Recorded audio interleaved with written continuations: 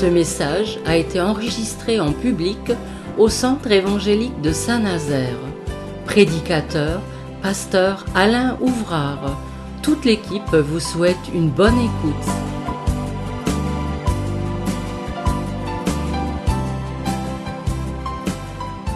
Voilà, bonsoir à tous. Je voudrais simplement que, si vous voulez m'accompagner dans la lecture d'un texte dans le livre de Job, et j'aimerais intituler ce message ce soir, je pense qu'il concerne chacun d'entre nous, et puis bien au-delà d'ailleurs. Je l'ai intitulé « Quelqu'un a prié pour toi ». Et vous savez que c'est quelque chose d'important de savoir eh bien, que lorsque nous sommes dans une mauvaise situation, malade ou autre chose, autre condition, c'est bien de savoir que quelqu'un, quelques-uns, quelquefois beaucoup, prient pour nous. Alors, il y a un texte tout à fait spécifique sur la question, et ça c'est une formidable espérance pour tous les souffrants de la terre, pour ceux qui, quelque part, sont renfermés dans la solitude à cause de la douleur et de la peine. Eh bien qu'il y a quelqu'un, peut-être qui n'est pas à nos côtés, qui peut être très loin, quelqu'un qui n'est pas seulement sur terre, mais quelqu'un qui est avant tout dans le ciel et qui veille sur nous et qui prie pour nous. Alors, on va prendre ce passage dans Job, si vous voulez bien suivre, on va le lire ensemble, au chapitre 33, et nous allons commencer à partir du verset 19. Voilà, livre de Job, chapitre 33, et verset 19. Alors celui qui, naturellement, on peut le supposer, qui parle ainsi ou qui explique les choses ainsi, c'est certainement son expérience de douleur et de souffrance.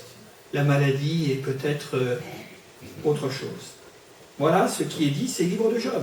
Et quand on connaît la vie de Job, c'est tout simplement l'homme de souffrance et de douleur. Alors, par la douleur, aussi, l'homme est repris sur sa couche, quand une lutte continue vient agiter ses os. Alors il prend en dégoût le pain, même les aliments les plus exquis. Sa chair se consume et disparaît. Ses os qu'on ne voyait pas sont mis à nu. Son âme s'approche de la fosse et sa vie des messagers de la mort. Mais, s'il se trouve pour lui un ange intercesseur, un d'entre les 1000, qui annonce à l'homme la voie qu'il doit suivre, Dieu a compassion de lui et dit à l'ange, « Délivre-le, afin qu'il ne descende pas dans la fosse. J'ai trouvé une rançon, et sa chair a plus de fraîcheur qu'au premier âge. Il revient au jour de sa jeunesse. Il adresse à Dieu sa prière et Dieu lui est propice. Lui laisse voir sa face avec joie et lui rend son innocence. Il chante devant les hommes et dit « J'ai péché, j'ai violé la justice. Je n'ai pas été puni comme je le méritais. Dieu a délivré mon âme pour qu'elle n'entre pas dans la fosse, et ma vie s'épanouit à la lumière. Voilà tout ce que Dieu fait, 2 fois, 3 fois avec l'homme, pour ramener son âme de la fosse, pour l'éclairer de la lumière des vivants. » Alors, c'est vrai qu'on a peu de passages dans la Bible qui explicitent, ou en tous les cas, c'est un cri qui est manifesté par un homme dans l'infortune, à travers probablement la maladie, parce qu'il doit s'agir de cela. Il ne nous est pas donné les causes précises, mais il s'agit d'une douleur. C'est comme cela que nous abordons le texte. Par la douleur, l'homme est repris sur sa couche. Alors, naturellement, il y a 1001 causes des détresses humaines. Vraisemblablement, il est question de sa chair, il est question de ses os, il est question de, tout simplement, la perte de l'envie de vivre, probablement.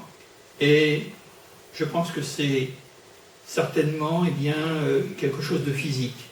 Mais il n'y a pas que ça, parce que à travers une douleur physique aiguë, quelquefois insoutenable, parce que c'est quelque chose de difficile, naturellement, à vivre, et sans tellement connaître l'issue, on est dedans, on ne peut pas s'en sortir, on ne peut pas faire autrement que de vivre cette douleur. Et puis il y a naturellement ce qui vient se greffer, c'est qu'il y a le corps qui peut souffrir. Mais le corps entraîne aussi l'âme, c'est-à-dire que la perte de l'espoir, la perte de l'espérance, ce qu'on appellerait pudiquement aujourd'hui la dépression, ou tout simplement, eh bien là, le travail incessant des angoisses, de l'anxiété, des inquiétudes et toutes sortes de choses. Vous avez vu le texte avec moi, et il est dit, par la douleur, l'homme est repris sur sa couche, quand une lutte continue vient agiter ses os. Ce qui est terrible et ce qui est signalé, c'est que cet homme, il est couché. Un homme en bonne santé, il est debout. Il travaille, il va à ses occupations, à toutes sortes de choses, et il est parlé d'une lutte continue. Alors il y a des souffrances qui sont épisodiques, spasmodiques, nous pourrions dire. Et puis il y a des souffrances qui ne s'arrêtent pas. Que vous preniez n'importe quelle position, que vous soyez debout, que vous soyez couché, que vous soyez ici, que vous soyez là, ça ne s'arrête pas. Homme de douleur. Et il nous est arrivé dans l'exercice du ministère de rencontrer des gens comme ça, jour et nuit, avec des douleurs incessantes. Et ça c'est quelque chose, on se dit, mais comment moi je pourrais supporter une telle chose? Il y a dans nos mots physiques, quelquefois des accalmies, on sent que ça va mieux. Quelquefois, il y a des reprises, finalement, du mal. Mais là, il s'agit de quelqu'un qui souffre, et il est parlé d'une lutte continue, à tel point que, quelque part, le minimum de la vie, c'est-à-dire dormir et manger, ne sont même plus inconnus et ne sont même plus de mise, parce qu'il est dit, tout simplement, sa chair, alors il prend en dégoût le pain, même les aliments les plus exquis. On n'a même plus envie de manger. On n'a même plus envie de nous substanter, de boire, et les choses les plus élémentaires. Et nous apercevons que derrière ces détresses humaines, comme cela nous est explicité, eh bien, il y a, et c'est peut-être ce que ce pauvre malheureux entrevoyait, ce but, enfin c'est pas un but, mais c'est un aboutissement inéluctable, c'est mourir. Parce qu'on le voit un petit peu, sa chair se consume et disparaît, c'est-à-dire que quelque part, eh bien, il va devenir squelettique. Quand on ne mange pas, on maigrit. Ça, c'est tout à fait normal. Quand je pense qu'il y a beaucoup de gens qui veulent se faire maigrir, mais quelquefois la maladie nous oblige. Il n'y a rien à faire. On perd du poids, on perd de la charge pondérale, et puis finalement, on fond. Il y a certaines maladies, et c'est terrible de le constater. Vous avez des gens qui sont dans un formidable embonpoint, et puis à un moment donné, parce qu'ils sont frappés par une maladie sournoise, et on les voit, ils font tout simplement. Et c'est ce qui nous est expliqué. Alors, l'histoire de Job, ça fait des milliers d'années, mais on pourrait le constater encore aujourd'hui. La solution n'a pas été donnée, malgré la science, malgré que, eh bien, il y a des hommes qui, dans la discipline médicale, font des choses extraordinaires, il faut bien le dire, naturellement, pour faire vivre ou prolonger la vie. Mais on s'aperçoit que du temps de Job, c'était ça. Et aujourd'hui, nous avons encore la même constatation, on peut faire les mêmes analyses. Sa chair se consume et disparaît, ses os qu'on ne voyait pas sont mis à nu. Donc, il s'agit certainement d'une grave maladie, quelque chose qui est conséquent. Alors, c'est vrai que quand on est atteint comme ça, et je vous ai parlé du moral, parce qu'on s'aperçoit que quand quelqu'un est malade et qu'il a le moral, eh bien ça c'est quelque chose de précieux, c'est un trésor.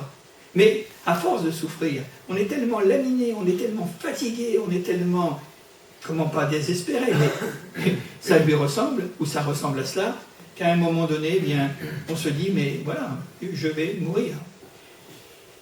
Il y a un homme que je connais bien, qui actuellement est en train de passer par une terrible épreuve de cette maladie que je ne nomme pas, mais que tout le monde connaît, qui dit, je suis fichu, il n'y a rien à faire. Il n'y a rien à faire, je suis perdu. Alors, c'est sûr que ça n'aide pas dans la situation.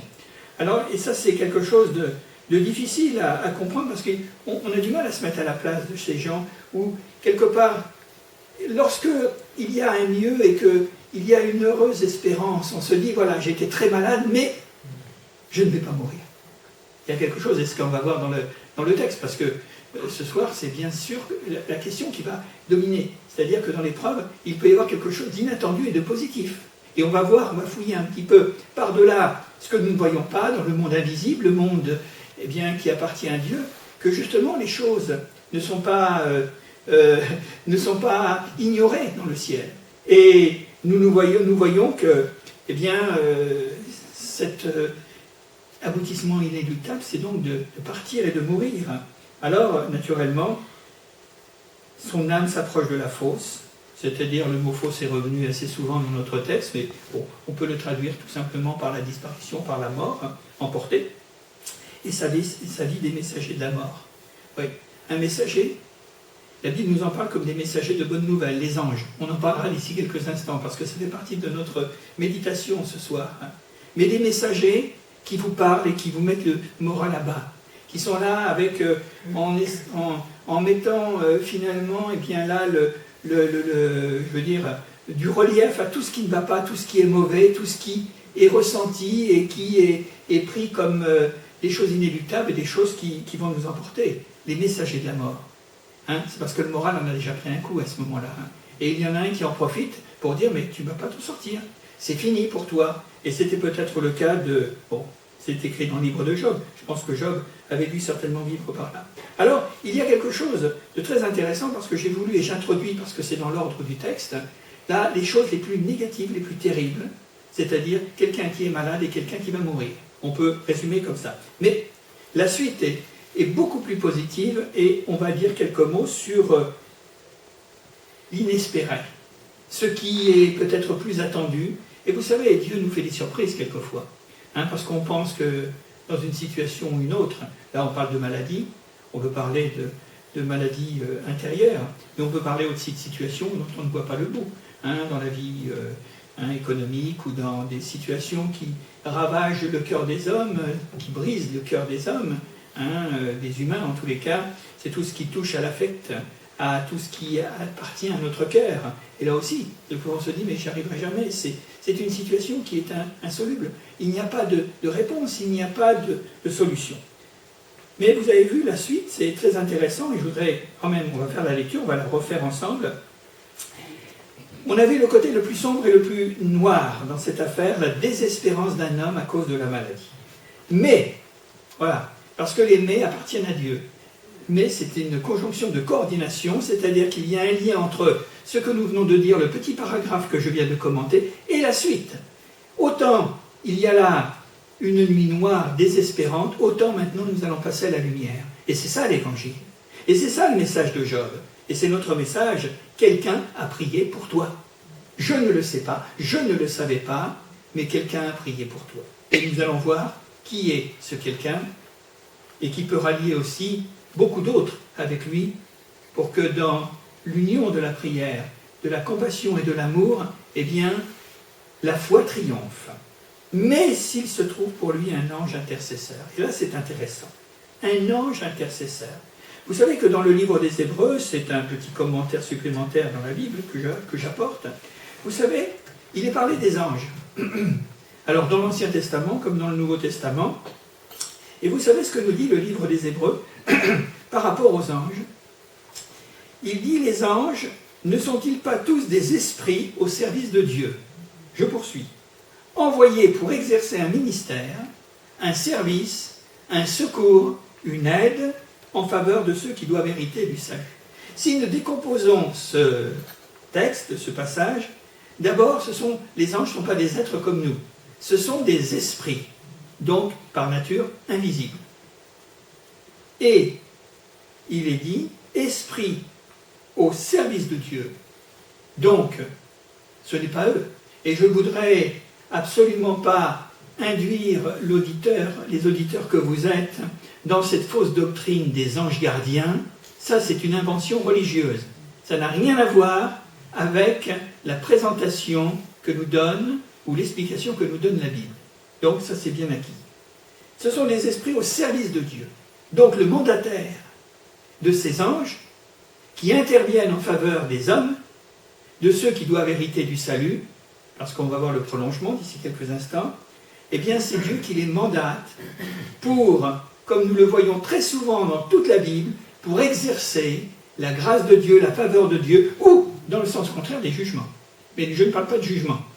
Je parle de ce qui est positif. Pour l'homme qui souffre, l'homme qui, quelque part, attend la délivrance de la mort, parce qu'il souffre énormément, intensément et continuellement, eh bien, nous allons voir comment le processus se fait envoyer pour exercer un ministère, un service, donc, on l'a dit il y a un instant, délivrance, en faveur de ceux qui doivent hériter du salut. C'est curieux parce que ça aurait pu être dit en faveur de ceux qui sont malades, de ceux qui sont dans une situation d'infortune, une situation désespérée. Vous savez pourquoi? Parce que je crois que quelque part, l'expérience d'une délivrance précède et conduit au salut des âmes.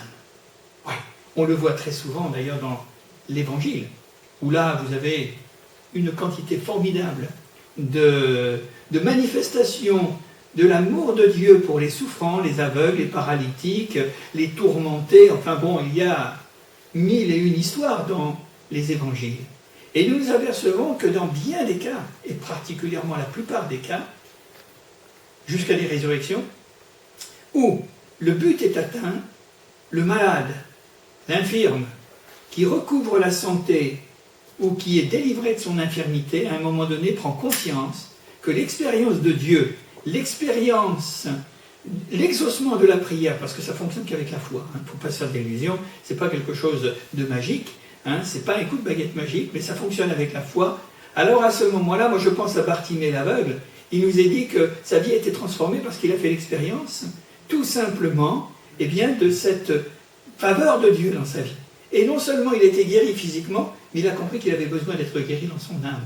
C'est-à-dire qu'il soit sauvé, pardonné de ses péchés. Il y a l'homme, par exemple, le boiteux à la belle porte du temple, qui est guéri au nom de Jésus-Christ, et qui là, eh bien, va faire une démonstration, finalement, non seulement de sa délivrance physique, parce qu'il marche alors qu'il était impotent, et qu'à un moment donné, il va rentrer dans le temple, il va louer, il va sauter, etc., pour montrer qu'il y a quelque chose de beaucoup plus grand encore que la guérison divine de nos corps, il y a la guérison de nos âmes et le salut éternel.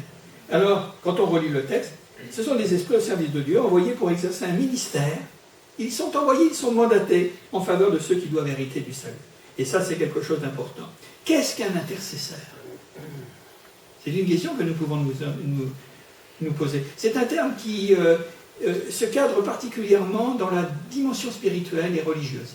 Enfin, moi je dis spirituelle. On pourrait peut-être le définir de cette manière, c'est celui qui plaide pour autrui. Ça serait donc un avocat. Ça serait donc un avocat. Un avocat, c'est quelqu'un qui plaide des causes qui sont, voilà, non pas seulement toujours des causes perdues, mais des causes difficiles, des causes compliquées, des causes où il n'y a pas d'autre solution que quelqu'un intervienne pour dire voilà, les choses vont être faites de cette manière, parce que c'est un médiateur en quelque sorte. Il va parler entre celui-ci et celui-là.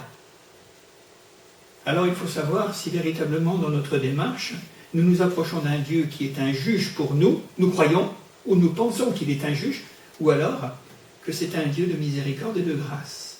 Et à partir du moment où nous commençons à prier avec foi, alors à ce moment-là le juge disparaît et nous nous approchons de celui qui est assis sur le trône de la miséricorde divine, de la faveur, de la grâce, de celui qui est capable de tout pardonner, parce qu'il y a une notion de pardon, vous l'avez lu avec moi à la fin du texte. Un médiateur, celui qui se met, qui s'interpose, tout simplement, et qui demande la grâce en faveur de quelqu'un d'autre. C'est ça, un intercesseur. C'est un peu différent de la prière, de la demande, de la simple requête. C'est quelqu'un qui ne prie pas pour lui, mais qui prie pour quelqu'un d'autre. Et on le voit d'ailleurs dans l'Évangile. Moi je pense à ce centenier qui vient voir Jésus et qui dit « Je te prie, viens vite parce que mon serviteur est à la mort ». Et c'était un intercesseur, on peut le considérer comme ça. Il ne demande pas pour lui, mais il demande pour son serviteur. Quelqu'un qui s'entremet dans une situation. Aujourd'hui, j'ai découvert un nouveau mot qu'on utilise un peu dans les médias, c'est facilitateur. On entend parler que des facilitateurs autour de nous. Alors je ne sais pas, le monde doit être vraiment en grande difficulté parce que c'est des gens qui rendent les choses faciles, dans un monde où rien n'est facile. Donc, voilà. J'aimerais vous dire quelques mots justement à travers cela, mais s'il se trouve pour lui un ange intercesseur, un entre les 1000, et la Bible nous dit que dans le ciel, il y a non pas quelques centaines, quelques milliers, mais des myriades d'anges. Alors les myriades, si vous tapez sur Internet, vous allez voir ce que ça veut dire, c'est des nombres, c'est un nombre indéfini. Myriades. Donc, J'aimerais vous dire quelques mots sur les intercesseurs de la Bible, les grands intercesseurs de la Bible. Alors grands, je ne sais pas, mais en tous les cas, leur prière a été exaucée. Je prends par exemple l'histoire d'Abraham. Vous connaissez l'histoire de Sodome et Gomorrhe? Dieu a dit, je porterai mon jugement sur cette ville, parce que ces hommes sont arrivés à un point d'abomination, de corruption, de dépravation, où maintenant, c'était l'histoire de Noé qui se renouvelait dans une autre époque, en quelque sorte. Et Abraham a dit non. Il s'est mis entre ces hommes qui étaient condamnés, et puis Dieu qui allait les juger en raison de ce que nous venons de dire. Et il a plaidé, il a dit s'il y a encore 50 personnes justes dans Sodome, eh bien fais grâce, Dieu dit d'accord. S'il y en a encore 45, Dieu dit d'accord. S'il y en a encore, eh bien là, 20, 30, 20, et puis une dizaine, Dieu a dit d'accord. Mais il y en avait encore moins que ça. Et par exemple, le peu qui restait, la prière d'Abraham a été exaucée parce qu'on connaît l'histoire. Parmi cette ville de grande dépravation, il y a eu Lot, sa femme qu'à moitié, et puis ses filles qui ont été sauvées. C'est un intercesseur, Abraham. Il fait figure finalement de quelqu'un dans une situation désespérée où il va dire, eh bien Seigneur, ne punis pas. Donc, c'est ce qui s'est passé. Et puis il y a Moïse. Vous savez, après le veau d'or, Dieu a dit, maintenant je vais me faire un autre peuple que le peuple d'Israël. C'est un peuple courroide, c'est un peuple qui désobéit, c'est un peuple qui pêche à main levée. Imaginez-vous, ils avaient fait un veau d'or et puis ils avaient dit, voilà ton Dieu Israël, qui marche devant toi. C'était quelque chose. Et Moïse a dit, Seigneur, eh bien moi, vaut mieux que tu prennes ma vie à moi et que tu laisses la vie au peuple. C'est ça un intercesseur. C'est quelqu'un qui est prêt à donner sa vie. On va en voir un plus grand encore que Moïse. Il y a Samuel, à un moment donné, toujours pour Israël, qui dira « Loin de moi de cesser de prier pour vous ». C'est un intercesseur. Il y a des hommes qui sont là, eh bien, employés par Dieu. Ce sont des hommes, ce ne sont pas des anges. Il faut bien le reconnaître. De cesser de prier pour vous. Dans le livre de Job, vous avez ce jeune homme qui s'appelle Élie, qui va prier pour Job. Oui, parce que Job, finalement, il est arrivé dans une situation qui était terrible. Il ne comprenait pas ce qui lui arrivait sur la tête et il perdait tout. Toute sa vie a été complètement labourée, déchirée, enflammée, enfin tout ce que l'on peut dire. Et Job, à ce moment-là, a pris une grande leçon. Mais cette leçon est venue parce qu'il y avait un jeune homme qui lui a dit non. Ne pense pas que tu sois juge. Ça, c'est une illusion que tu te fais. Ne pense pas que tu mérites quelque chose pour que Dieu te délivre. Mais Dieu va te délivrer quand même, tout simplement parce qu'il t'aime, parce qu'il te fait grâce et il te donne sa faveur. Et puis, Élie priera également pour les amis fâcheux de Job. Vous savez, eux, ils avaient insisté pour mettre le feu et augmenter la souffrance de Job. Ils vont prier, Élie va prier pour eux. Nous avons dans le livre du prophète Ésaïe cette prédiction, chapitre 53, où il est dit, en parlant du serviteur de l'Éternel, c'est-à-dire le Messie, c'est-à-dire Jésus, parce qu'on y arrive, il est dit cette parole, il intercédera pour les coupables.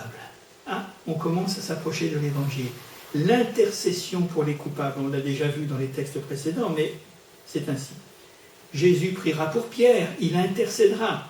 Il dira tout simplement, eh bien, Satan, parce que nous avons un ennemi. On retrouve un peu le livre de Job, tout ce qui se trame sur la tête de Job, dans le secret, dans l'invisible. Et Jésus dira, parce que Pierre pensait être plus fort que tous les autres, Jésus lui dira, mais Satan t'a réclamé comme du froment pour te faire tomber. On sait comment ça s'est passé pour Pierre après, et pour nous dire que Jésus a été l'intercesseur parfait, le modèle parfait d'intercession. Lorsque nous tournons les pages de l'Évangile, eh bien, nous voyons d'une manière tellement claire, tellement évidente, un tel malade, un tel aveugle, un tel boiteux, un tel dans telle ou telle autre situation, Jésus va intercéder pour tous ces gens-là, pour que véritablement, eh bien, ils retrouvent santé et autre chose. Derrière Jésus, il y a des apôtres qui vont aller dans le monde entier jusqu'à nous, jusqu'à maintenant en quelque sorte, et où il nous est dépeint également qu'ils ont été des intercesseurs. On les voit, ces hommes qui parcourent la terre pour annoncer l'Évangile. Dans le livre d'Épîtres aux Romains, il nous est dit que Jésus intercède pour nous. Eh oui, Jésus intercède pour nous, dans nos misères et dans nos situations, quel que soit le fardeau que nous portons ce soir, ou ceux qui écoutent la parole que je suis en train d'apporter, de délivrer ce soir, de savoir que Jésus, en ce moment, intercède pour nous si nous lui demandons. Si nous lui demandons grâce, si nous lui demandons sa faveur. Et Quand il est dit ça dans les Romains, il s'agit qui vous accusera et qui vous condamnera? Personne, parce que Jésus intercède pour vous. Et lorsque nous passons par des injustices, par des méchancetés, par toutes sortes de situations qui sont là bouleversantes, parce qu'il n'y a pas que la souffrance physique, il y a une souffrance morale, de savoir que l'on peut être piétiné, que l'on peut être là, complètement dépouillé de ce que nous sommes. Eh bien, il nous est dit que Jésus prie pour nous. Il intercède pour nous, pour remettre l'ordre dans le désordre. On connaît l'histoire de la pauvre veuve avec le juge inique. C'est ça de ce dont nous pouvons parler. Dans l'Évangile, il y a cette recommandation, ils imposeront les mains aux malades et les malades guéris. Comme quelqu'un vient dans nos réunions et qu'à la fin de la réunion, après avoir entendu l'Évangile, nous leur imposons les mains, qu'est-ce que nous faisons tous ensemble? C'est que nous sommes des intercesseurs pour la personne, même si nous ne connaissons pas son état, même si nous ne connaissons pas le sujet précisément. Néanmoins, cette personne vient avec la foi pour que l'on prie pour elle. Alors, le prédicateur, à ce moment-là, fait ce que Jésus nous a recommandé. Ils imposeront les mains aux malades et les malades seront guéris. Ce n'est pas le prédicateur qui fait la promesse, c'est Jésus qui nous a demandé foi et obéissance. Et à ce moment-là, l'Église en prière, eh bien, nous sommes des intercesseurs. Pour celui qui est malade dans une église et qui est chrétien depuis, peu importe, il nous est parlé de l'onction d'huile. Eh bien, l'onction d'huile, c'est une intercession en faveur de quelqu'un qui est malade. Si quelqu'un est malade, qu'on vienne lui faire l'onction d'huile et il sera sauvé, il sera guéri. Voilà. Donc, ça, c'est un plaidoyer que nous apportons dans la notion, finalement, eh bien, de ces dispositions que Jésus nous a données ou que la parole de Dieu nous enseigne tout simplement. Il y a une belle parole également que j'aime bien dans l'Épître aux Romains, il nous est dit l'Esprit Saint intercède pour nous par des soupirs inexprimables. Oui, parce que même si nous n'avons personne, un Moïse ou un Abraham ou un Élie autour de nous, que nous sommes seuls dans notre maladie, dans notre peine, nous pouvons être sur un lit de douleur, nous pouvons être solitaires dans une chambre de souffrance, mais il nous est dit que le Saint-Esprit est là. L'Esprit Saint intercède pour nous par des soupirs inexprimables. Et Dieu qui connaît ces soupirs, vos soupirs, et qui sont inspirés par l'Esprit, eh bien les porte devant le trône de la grâce, devant le trône de la miséricorde de notre Dieu. Et Dieu les entend, ces soupirs.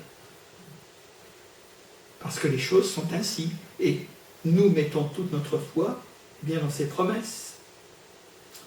Dans Hébreux 7, simplement pour citer ce qu'il nous est dit, au verset 25, il est donné cette parole pour nous montrer que c'est encore possible aujourd'hui, que c'est toujours possible, que Jésus-Christ est le même hier, aujourd'hui, éternellement. Écoutez bien, c'est ainsi pour cela que Jésus peut sauver parfaitement ceux qui s'approchent de Dieu par lui.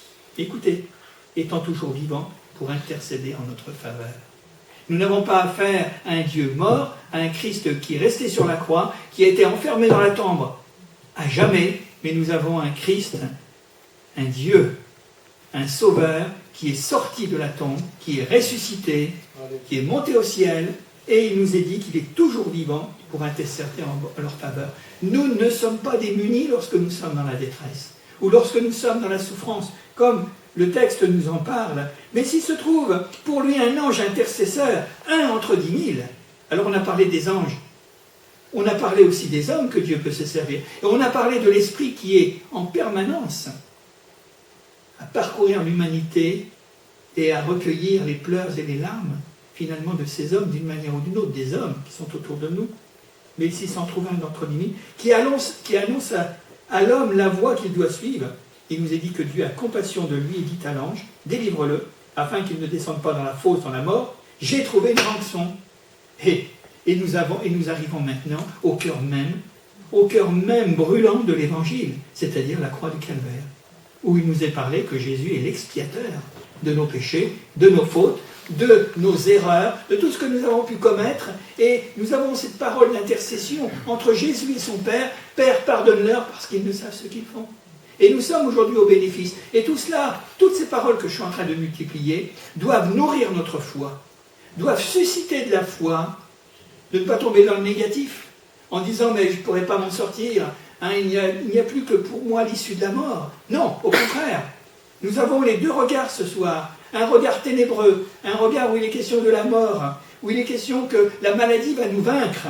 Non, il est question aussi d'un regard positif qui nous dit, mais il y a toujours un secours dans le ciel. Il y a toujours un secours que Dieu peut déléguer sur la terre.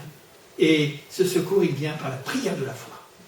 Notre foi est bien là, en contribution ou en association avec la foi de ceux qui prient pour nous. Moi, je remercie, c'est vrai, les frères et les sœurs qui prient pour les serviteurs de Dieu.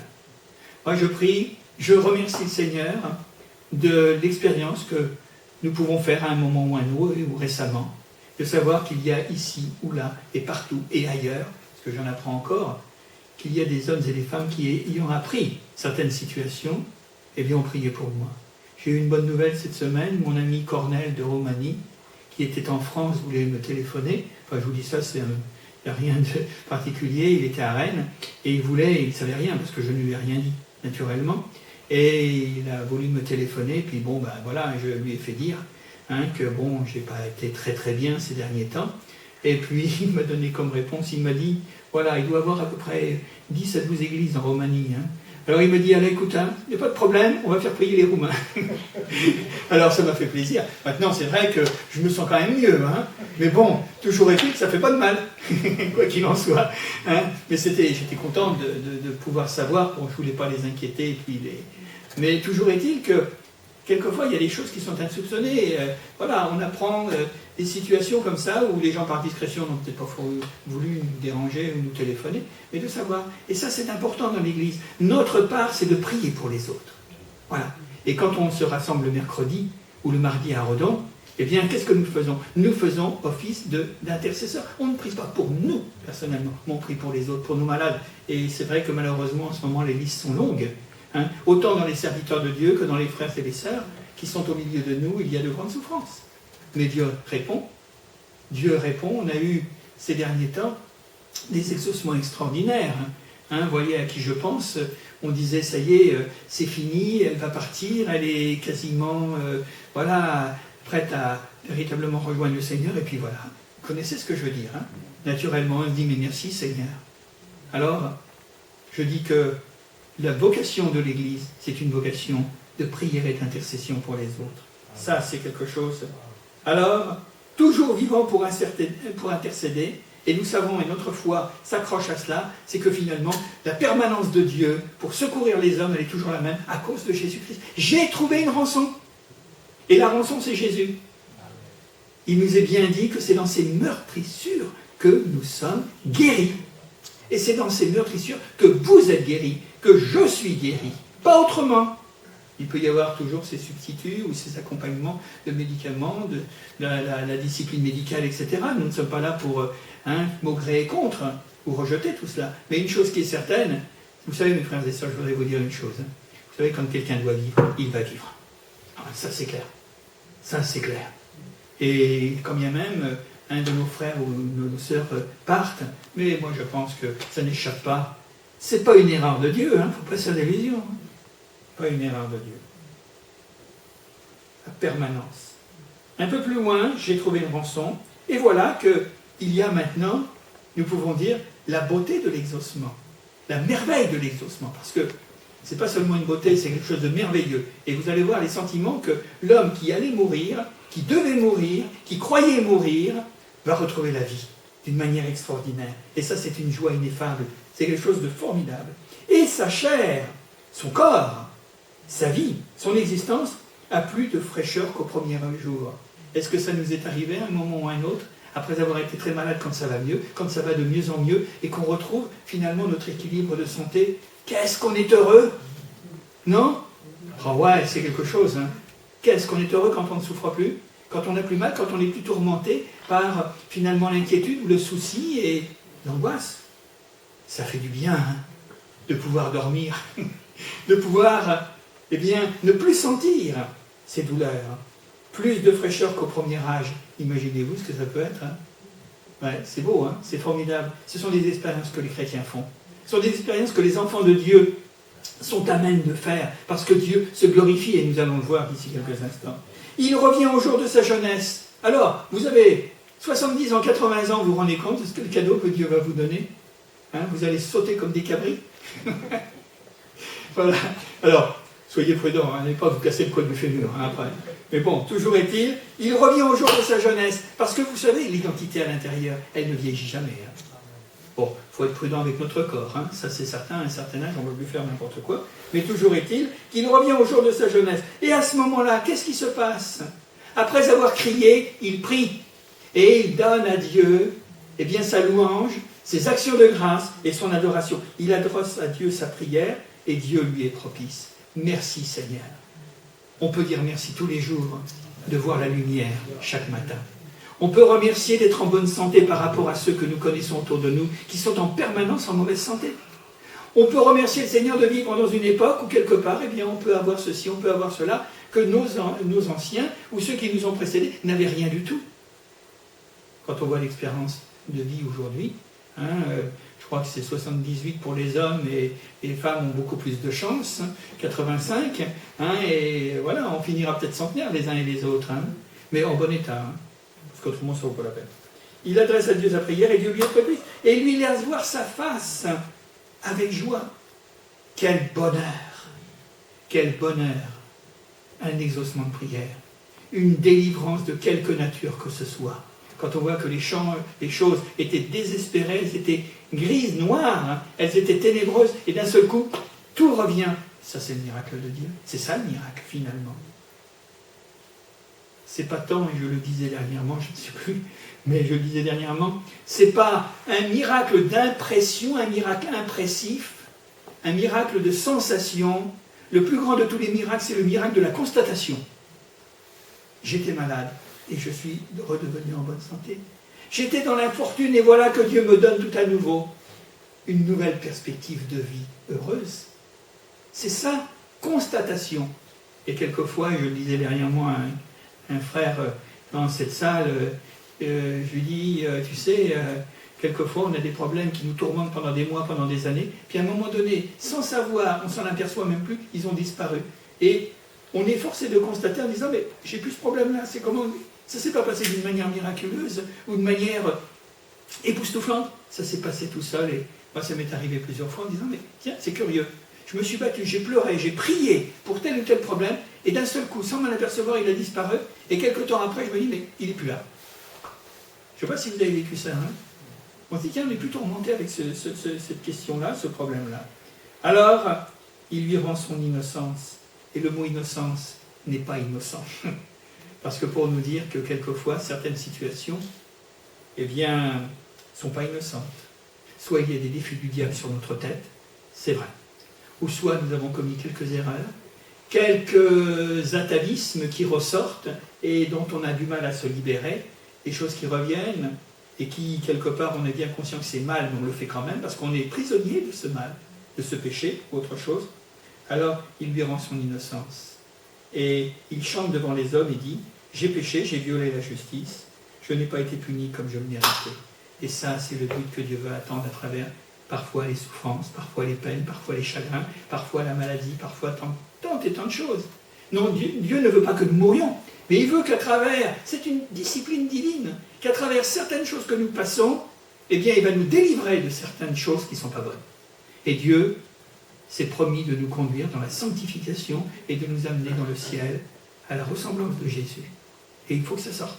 Et quand ça ne sort pas par notre volonté propre, parce que nous ne pouvons pas, alors à ce moment-là, il va y avoir finalement une épuration. Il va y avoir un nettoyage. Il va y avoir cet or qui est notre foi, qui va être dégagé de toutes les scories. Il faut le comprendre, ça.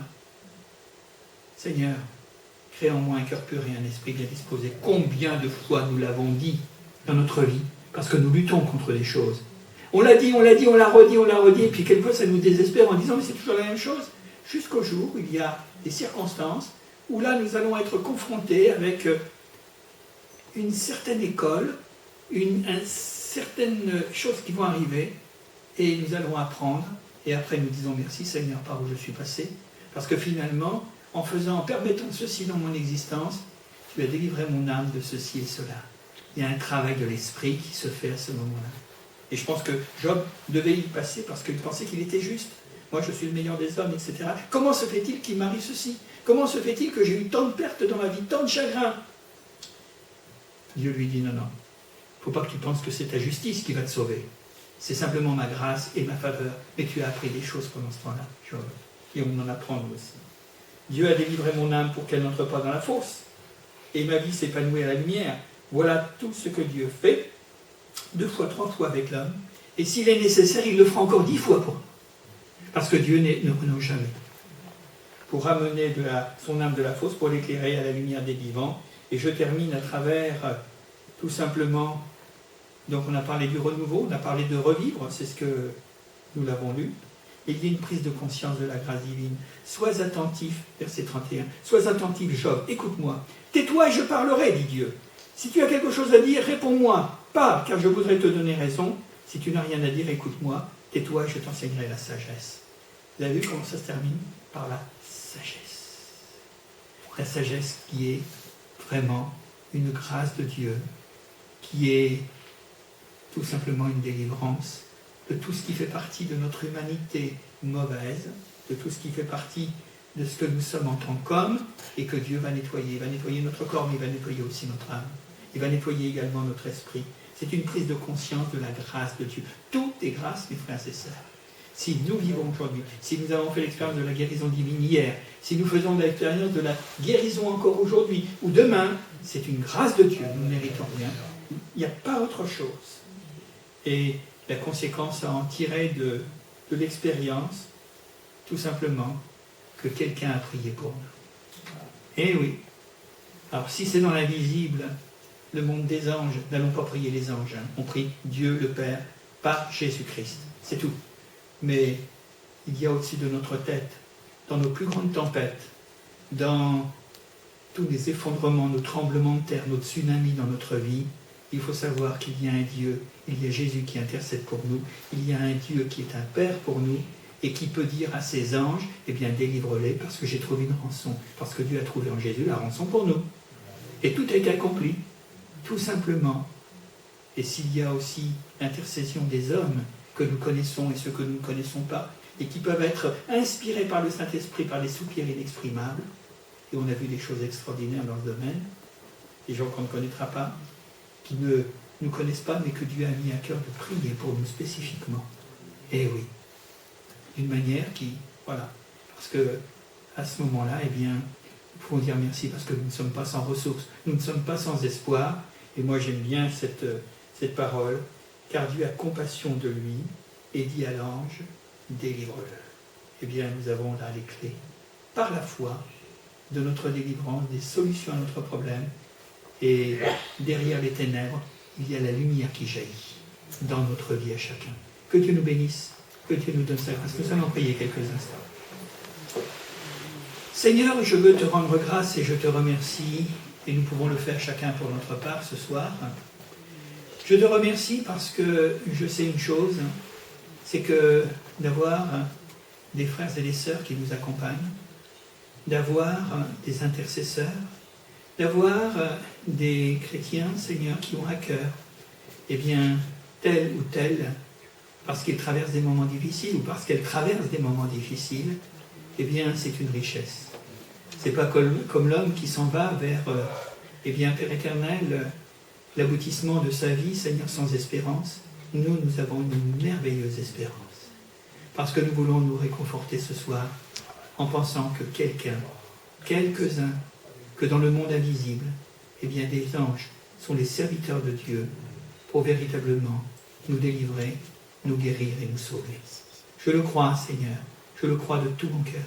Et je te demande, Père éternel, qu'une telle parole, par-delà les mots imprécis, Seigneur, qui sont les miens, eh bien, peut-être malhabile, une chose que je sais, Seigneur, c'est que par-delà tout cela, eh bien, tu es capable véritablement de faire des choses pour tous ceux qui, confrontés à ce texte, confrontés à ta parole d'une manière ou d'une autre, croient que Jésus est la rançon, croient que Jésus, dans ses meurtrissures, a payé le prix de notre guérison, que Jésus a expié nos péchés, et que derrière, Père éternel, une belle expérience, Seigneur, tant sur le plan physique que sur le plan psychologique, moral, eh bien, il y a aussi la rédemption de nos âmes et la vie éternelle.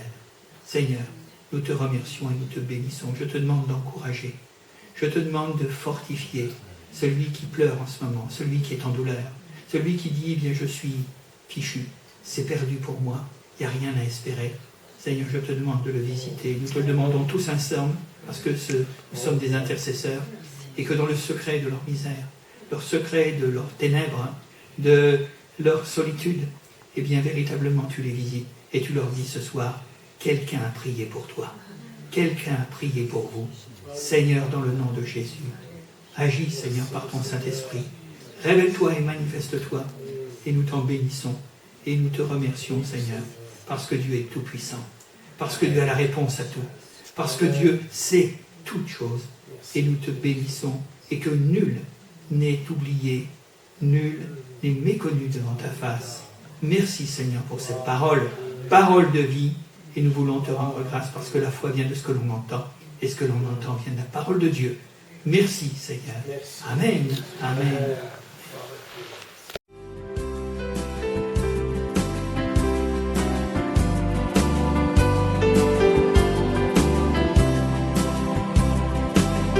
Pour écouter d'autres messages audio ou vidéo, retrouvez-nous sur www.add-saint-nazaire.fr.